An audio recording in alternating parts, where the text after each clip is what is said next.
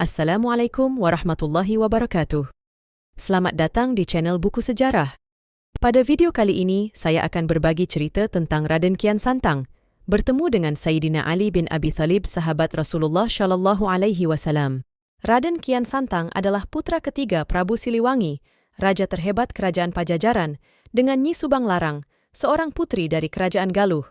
Ia memiliki dua kakak, yaitu Walang Sungsang yang menjadi pendiri kerajaan Cirebon dan Rara Santang yang menjadi ibu Sunan Gunung Jati. Sejak kecil, Raden Kian Santang sudah menunjukkan bakat sebagai seorang ksatria yang gagah perkasa dan sakti mandraguna. Ia belajar ilmu bela diri dari ayahnya dan para guru-gurunya di istana. Ia juga gemar berburu di hutan-hutan dengan menggunakan panahnya yang selalu tepat sasaran. Tidak ada seorang pun di Pulau Jawa yang bisa menandingi kegagahannya. Namun, Raden Kian Santang merasa tidak puas dengan kehidupannya yang serba berkecukupan di istana. Ia ingin mencari tahu jati dirinya dan menemukan lawan yang sepadan untuk menguji kesaktiannya. Ia pun meminta izin kepada ayahnya untuk mencari orang yang bisa menandinginya. Prabu Siliwangi mengabulkan permintaannya dan memerintahkan para ahli nujum untuk mencari tahu siapa dan di mana orang tersebut. Para ahli nujum tidak bisa menemukan jawabannya, sampai akhirnya datang seorang kakek tua yang memberitahu bahwa orang yang dicari oleh Raden Kian Santang adalah Sayyidina Ali bin Abi Thalib, salah satu sahabat Nabi Muhammad Shallallahu Alaihi Wasallam yang tinggal di Tanah Suci Mekkah.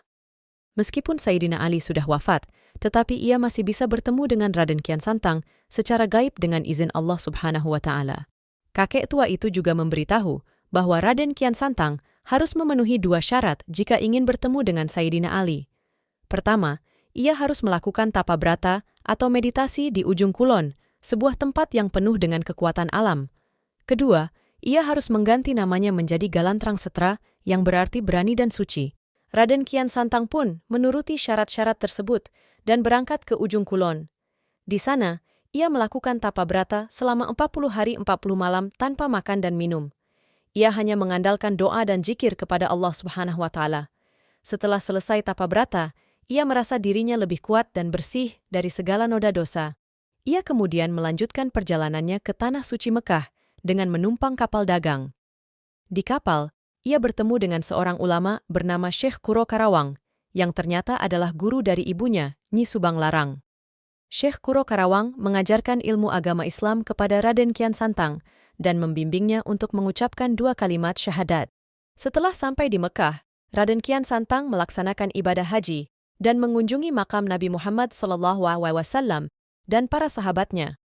Di sana, ia bertemu dengan sosok Sayyidina Ali secara gaib dan diajak berdialog tentang berbagai hal.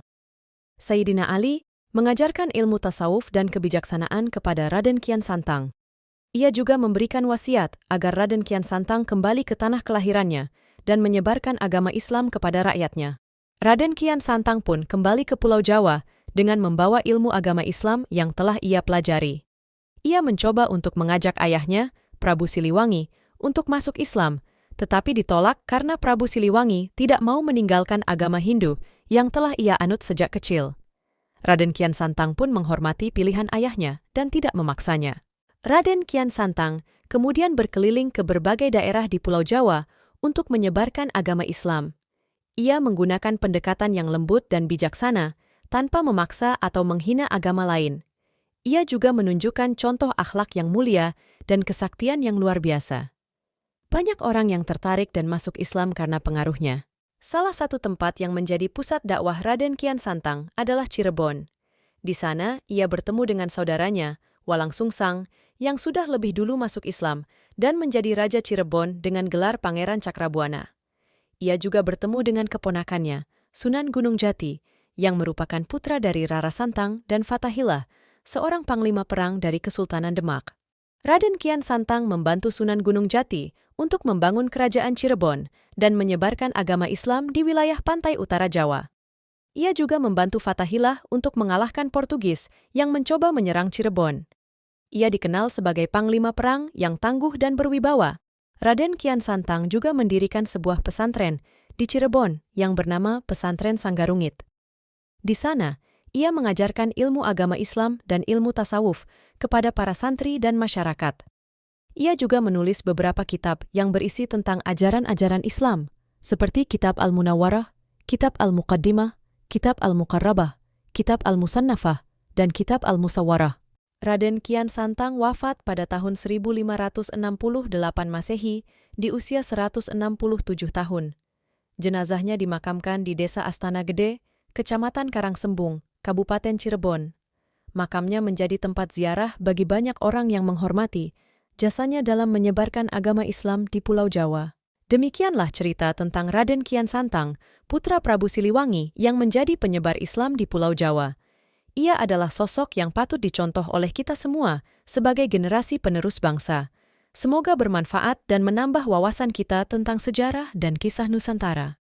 Jika Anda suka dengan video ini, jangan lupa untuk like, comment, dan subscribe channel Buku Sejarah. Wassalamualaikum warahmatullahi wabarakatuh.